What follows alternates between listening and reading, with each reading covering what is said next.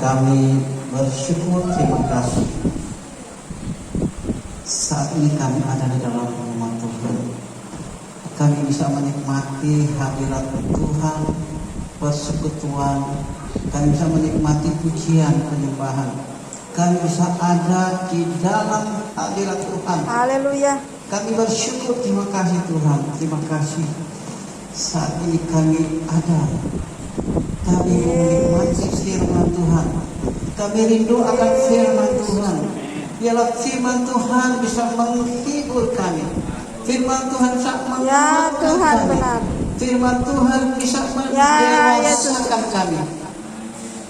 Dan firman Tuhan saat ini bisa menjadikan kami kuat haleluya. menghadapi apapun yang harus kami hadapi. Amin, amin Yesus. Pasti ada solusi dari firman Tuhan. Ya Bapak, benar. Pasti ada kekuatan, kemampuan melalui Ya, firman Tuhan Yesus. yang kami siap untuk mendengarnya. Amin. Karena itu, apa yang Tuhan mau sampaikan kepada kami. Mau nyatakan kepada kami. Amin, benar. Kami siap untuk kebenaran firman Tuhan. Haleluya. Dalam nama Tuhan Yesus Kristus. Sama-sama kita katakan. Amin. Ini mengenai pokok anggur yang benar. Pokok anggur yang benar.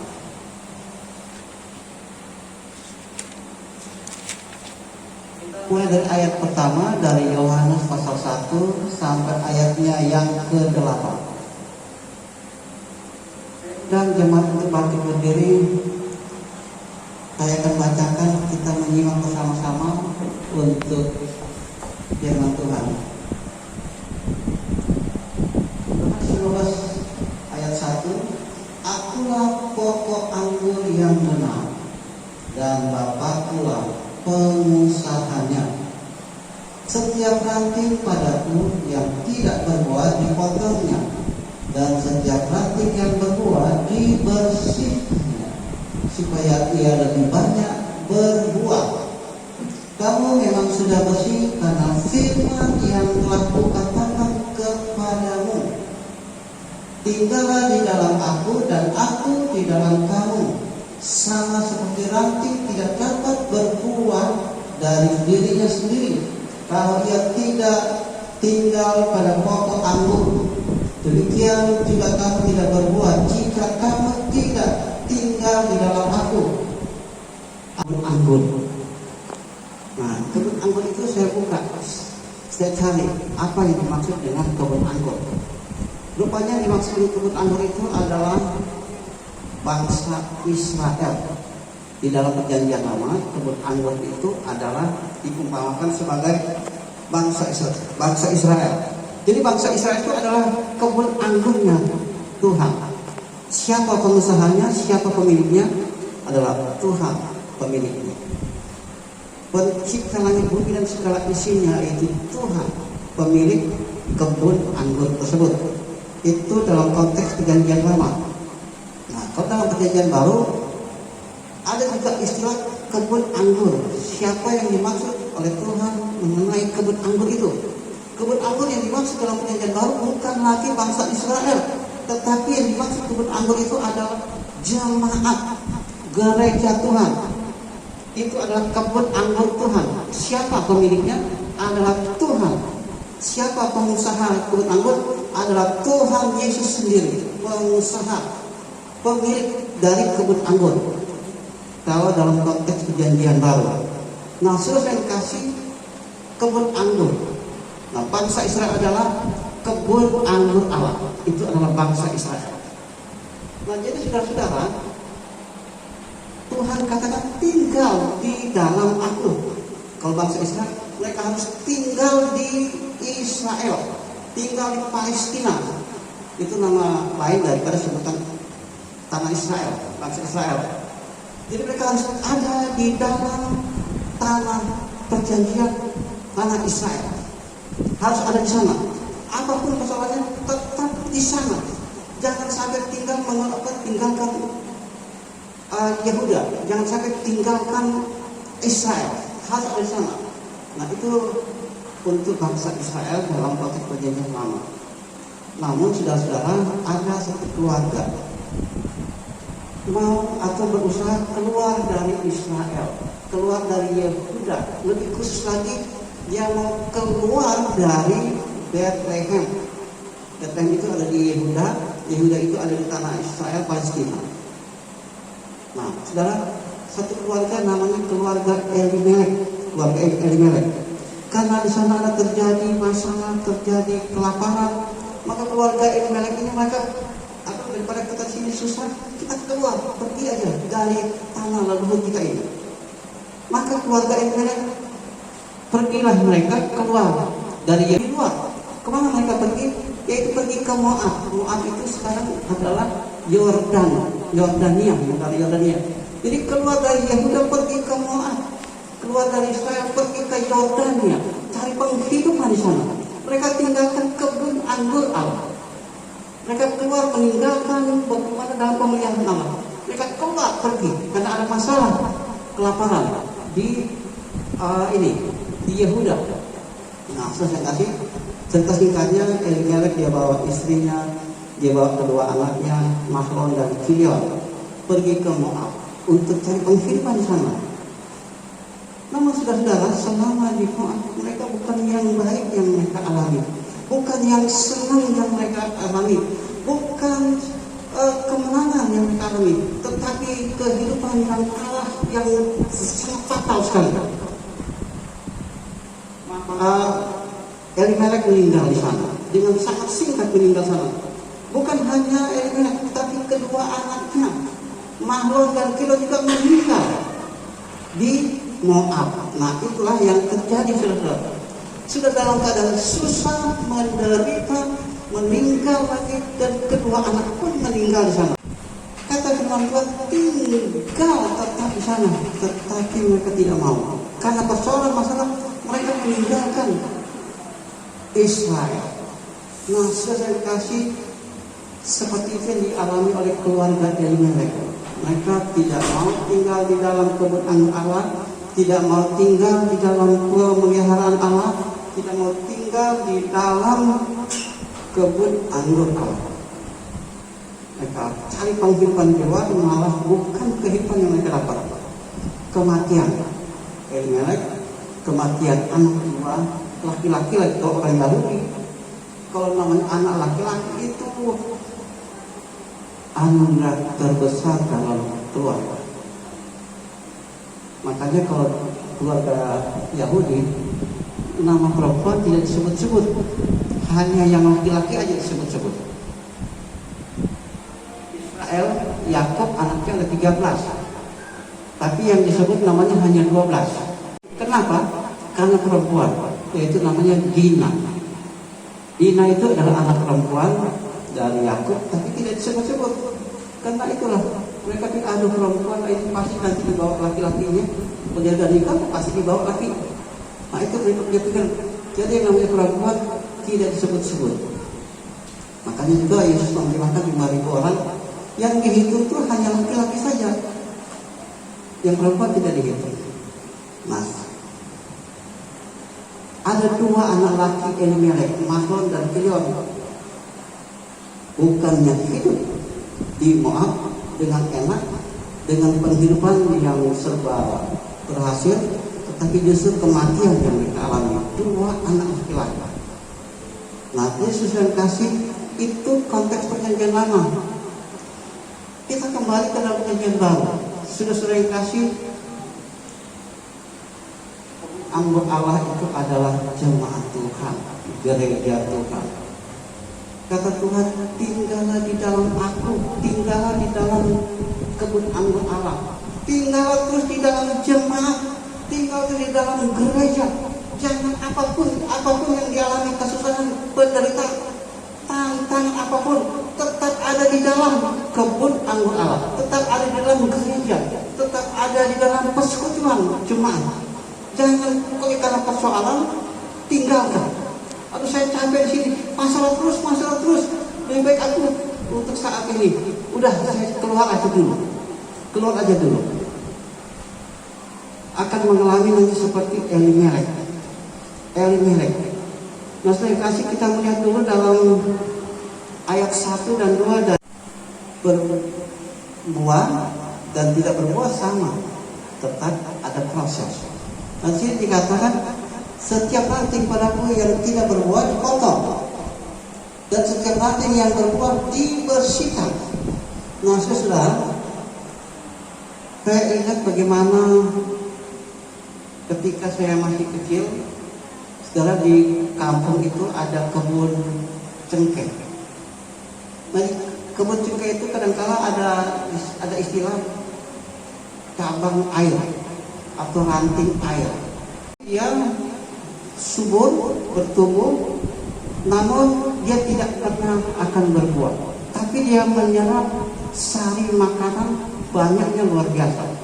Jadi akan ke sana semua sari makanan, tetapi yang namanya cabang air itu dia tidak ada buahnya, tidak ada buah cengkehnya. Nah, jadi pas saya itu kalau ada itu potong. Jadi saya katakan, wah ini ada, senang saya potong. Dan kebanyakan itu subur sekali dia, tetapi dia tidak akan berbuah. Sesudah yang kasih akan mengalami semua yang tidak berbuah, itu akan dibersihkan. Tetapi kalau berbuah, apakah tidak dipotong? Tetap dibersihkan, tetap dirawat. Kita akan mengalami pembentukan dari Tuhan. Tetap kita ada masalah itu. Tetapi apapun persoalan masalah yang kita hadapi, jangan kita keluar dari kebun anggur Allah. Karena kita tidak akan lebih baik ada di luar itu, tidak akan lebih baik sama kita ada di dalam. Di dalam kita tetap mau berbuah, tidak berbuah, tetap kita masih dalam proses pembentukan Tuhan. Supaya sesuai dengan pengusaha anggur kita, yaitu Tuhan Yesus. Tuhan Yesus terus membantu kita, terus membantu kita dengan cara Tuhan. Kadang-kadang kita tidak mengerti, tidak memahami, namun kita ikut aja apa maunya Tuhan. Tidak mungkin Tuhan merancang kecelakaan pada kita, tidak mungkin. Dia merancang kita untuk semakin lama semakin baik. Dan rancangan Tuhan adalah terbaik dibanding dengan rancangan kita untuk diri kita sendiri. Jadi sesuai kasih yang berbuah, yang tidak berbuah tetap diproses Tuhan. Jadi saudara, kalau dalam saat ini banyak saudara, itu dalam proses Tuhan. Dalam proses Tuhan. Kita baca di dalam ayatnya yang ketiga sampai kelima. Ayat ketiga sampai 5 daripada Yohanes pasalnya yang ke-15. Kamu memang sudah bersih karena firman yang telah kukatakan kepadamu. Tinggallah di dalam aku dan aku di dalam gereja. Kita tetap tinggal di dalam ini. Namun tidak stop sampai situ. Biarlah kamu tinggal di dalam aku dan juga firmanku tinggal di dalam kamu. Nah, kalau tidak demikian kita tidak bisa berbuat apa-apa. Jadi pada intinya kita itu adalah ranting. Ranting tidak dapat berbuat apa-apa. Dia hanya dapat berbuah, bertumbuh, berkembang kalau ada pada pokok anggur. Kalau ada dia tinggal di dalam Tuhan dan firman Tuhan ada di dalam dia, pasti dia berbuah. Jadi kalau kita tinggal terus ada di dalam Tuhan, bagus, tapi tidak cukup. Biarlah firman Tuhan terus ada di dalam kita, maka kita akan mengeluarkan buah. Sebelum berbuah kita akan bertumbuh, berbunga dan berbuah. Jika kita ada di dalam Tuhan dan firman Tuhan ada di dalam kita, kita dapat berbuah-buah dengan lebat. Tetap ada di dalam gereja, di dalam jemaat, tetap ada di dalam persekutuan, dan juga biar firman Tuhan ada di dalam kita. Jadi kita kaya dengan firman Tuhan, karena kita akan bertumbuh dari situ. Karena kita kalau tidak di dalam Tuhan dan firman Tuhan tidak di dalam kita, tidak dapat berbuat apa-apa. Karena kita pada dasarnya ranting. Ranting tidak bisa mengeluarkan buah, berbunga, bertumbuh kalau tidak pada pokok, pada batang, pada induk daripada pohon anggur itu sendiri. Jadi dari kelas kita tetap memang Tuhan tahu kita itu ada persoalan, Tuhan tahu kok. Dan juga Tuhan sangat peduli. Tuhan mau supaya kita jangan sampai keluh, tetap ada di dalam. Karena kita Tuhan mau proses terus sesuai dengan maunya Tuhan, sesuai dengan keinginan Tuhan. Kita tetap ada dalam prosesnya Tuhan senantiasa. Kita baca kembali terus dalam ayat 6 dan 7. Ayat 6 dan 7. Kita, artinya kita terlepas sebagai ranting, terlepas pada pokoknya. Maka kita pasti akan menjadi mati. Bukan Tuhan yang mematikan kita, tapi dengan sendirinya kita mati. Ibarat kita sudah tidak seperti ranting yang sudah terlepas dari pokoknya, sudah otomatis dia pasti mati. Karena sudah terlepas daripada pokoknya. Bukan Tuhan yang mematikan, bukan Tuhan yang mengeringkan, bukan Tuhan yang akhirnya menghukum lalu membinasakan. Bukan. Tetapi dengan sendirinya secara alami pasti kita kering, pasti kita mati dan diistilahkan dibakar. Tapi itu bukan Tuhan yang mengerikan, tapi otomatis dengan sendirinya. Jadi sudah saya kasih, kita tetap ada di dalam Tuhan, firman Tuhan di dalam kita, maka kita akan berbuat dengan lebat. Lalu ini satu hal yang luar biasa. Di dalam Tuhan, tetap ada di dalam jemaat, tetap ada di dalam gereja, tetap ada di dalam persekutuan. Karena kalau kita ada di situ sumbernya berkat, itu sumbernya kesukaan, di situ sumbernya sukacita yang tidak bisa diberikan oleh dunia. Kalau kita lari ke dunia memang ya dia bisa kasih ketawa, tapi sedihnya lebih banyak. Dia bisa kasih berkat, tapi laknatnya, kutukannya lebih besar daripada berkatnya. Itu hanya sementara, hanya semu. Tapi kalau Tuhan memberikan sukacita yang tidak terbatas dari dalam keluar, itu adalah yang hakiki. Karena kalau sukacita itu kalau dari luar berubah, hilanglah sukacita. Kalau sukacita yang di dalam, yang keluar sudah ini yang berdampak kepada orang lain. Karena kalau sukacita dari sini itu ibarat air kehidupan, bukan dari luar tapi dari dalam, terus mengalir, tidak pernah berhenti seperti air sungai mengalir. Itulah sukacita yang dari Tuhan, dari dalam, dari hati, sukacita muncul, damai sejahtera muncul, dan itu tidak bisa dipengaruhi oleh luar. Di luar apapun yang terjadi tidak bisa mempengaruhi kita. Dan sudah yang kasih, minta apa saja kita kehendaki, kita menerimanya. Karena begini saudara, Tuhan sudah tahu kalau kita diberkati pasti memuliakan Tuhan. Kita semakin diberkati semakin memuliakan Tuhan. Ini prinsipnya situ. Jadi Tuhan tahu kalau kamu di dalam aku dan firman-Ku tinggal di dalam kamu, minta apa saja yang kamu kehendaki dan kamu akan menerimanya. Nah sudah saya kasih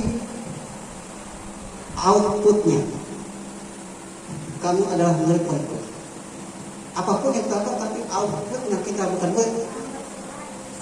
Mungkin kita banyak sekali berkat yang kita peroleh, tapi ternyata kita bukan murid. Outputnya ternyata bukan murid. Nah, yang semua menentukan itu adalah outputnya. Apapun gimana, tapi outputnya dengan demikian kamu adalah murid. Nah, sudah kasih itulah maksud Tuhan memberkati saudara dan saya supaya Bapa dipermuliakan, dan dengan demikian kamu adalah murid. Dengan demikian, dengan kita diberkati dengan rumah yang indah, Tuhan dipermuliakan melalui rumah yang indah, dan dengan demikian kamu adalah murid.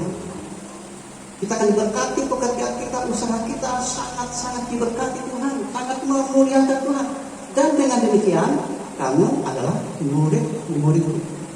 Diberkati dengan segala macam kepintaran, kecerdasan, sangat memuliakan Tuhan, dan dengan demikian kamu adalah murid.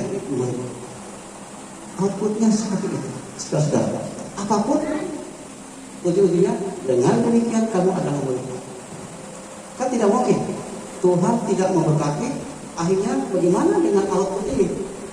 orang yang keluyuran kemana-mana, tidak melakukan apa-apa, tidak pernah melayani, tidak pernah tawin. Terus kita dengan demikian kamu adalah muridku. Tidak mungkin, tidak mungkin. Jadi hal segala-galanya kita tinggal dengan Tuhan, firman Tuhan tinggal dalam kita diberkati Tuhan, maka dengan demikian kamu adalah muridku. Yang saya bacakan. Karena itu saudara-saudaraku yang berkasih, jauhilah penyembahan berhala. Aku berbicara kepadamu sebagai orang-orang yang bijaksana. Pertimbangkanlah sendiri apa yang aku katakan. Bukan kacauan, pengucapan syukur yang atasnya kita ucapkan syukur adalah persekutuan dengan darah Kristus. Amin. Bukan roti yang kita pecah-pecahkan adalah persekutuan dengan tubuh Kristus. Amin. Karena roti adalah satu, maka kita sekalipun banyak adalah satu tubuh. Karena kita semua mendapat bagian dalam roti yang satu. Dan saat ini kita angkat roti dengan tangan kanan kita. Kita angkat lebih tinggi dari kepala kita.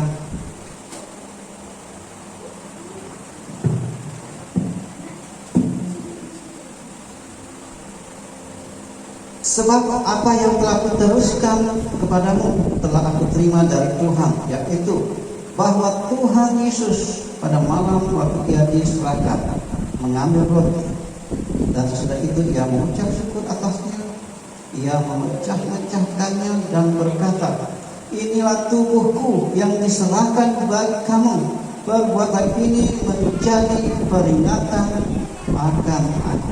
Kita makan, kita ingat pengorbanan Tuhan Yesus, ingat pengorbanan Tuhan. Angkat cawan dengan tangan kanan kita angkat lebih tinggi dari kepala kita. Demikian juga ia mengambil cawan sesudah makan lalu berkata, cawan ini adalah perjanjian baru yang dimeteraikan oleh darahku. Perbuatlah ini setiap kali kamu meminumnya, menjadi peringatan akan aku. Kita minum, kita ingat pengorbanan Tuhan yang tiada taranya. Yang luar biasa, demikian juga kami dimanapun kami berada menjadi berkat untuk kemuliaan nama Tuhan. Oleh karena itu, saudara-saudara yang kasih, arahkan hati kepada Tuhan. Pulanlah dan terimalah berkat rahmat anugerah cinta kasih, pertolongan yang sempurna dari Bapa Pencipta langit dan segala isinya, Tuhan Yesus Kristus, Tuhan dan Juru Selamat dunia. Pimpinan Roh Kudus menyertai jemaat Tuhan saat ini sampai Maranatha. Tuhan Yesus datang kedua kali. Terima kasih Yesusku, terima kasih Yesusku, puji syukur hanya bagi Tuhanku. Terima kasih Yesusku, terima kasih Yesusku, puji syukur hanya bagi Tuhanku. Sejenak kita